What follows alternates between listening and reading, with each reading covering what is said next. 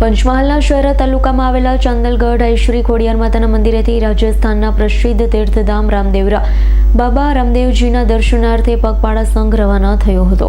પંચમહાલના શહેરા તાલુકાના પ્રસિદ્ધ યાત્રાધામ ચાંદલગઢ સ્થિત શ્રી ખોડિયાર માતાના મંદિરેથી રાજસ્થાનના પ્રસિદ્ધ તીર્થધામ રામદેવરા ખાતે બાબા રામદેવજીના દર્શનાર્થે પગપાળા સંઘનું ભવ્ય આયોજન કરવામાં આવ્યું.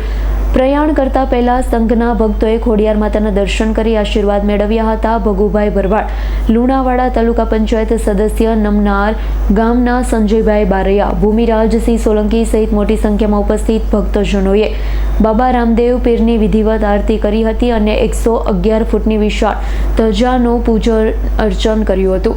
નમનાર ગામના તાલુકા પંચાયત સદસ્ય સંજયભાઈ બારૈયા છેલ્લા 16 વર્ષથી સતત રામદેવરા પગપાળા સંઘ લઈ જાય છે. ચાલુ વર્ષ 17મા વર્ષે પણ આસપાસના અનેક ગામોમાંથી મોટી સંખ્યામાં શ્રદ્ધાળુઓ પગપાળા યાત્રામાં જોડાવા માટે ઉત્સાહભેર રવાના થયા હતા. ચાંદલગઢથી રામદેવરા સુધીનું આશરે 980 થી 1000 કિલોમીટર જેટલું અંતર આ સંઘ લગભગ 25 દિવસની પદયાત્રા બાદ પૂર્ણ કરશે.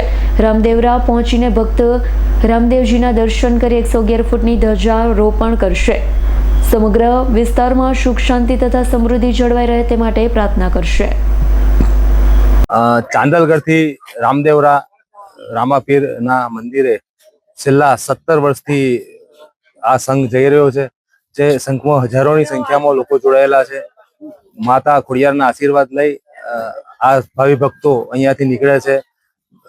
જેમાં મુખ્ય આયોજક તરીકે સંજયભાઈ વર્ષોથી તેઓની સેવા કરે છે. આ સંઘ આજે અહીંયાથી નીકળી ઉદ્ધવજી, પાંડવા, કડાથલા, ડાભિયાના તમામના જે રામદેવજીના ભક્તો છે તે પગપાળા અહીંયાથી સૌની સાથે જાય છે અને આશીર્વાદ લે છે.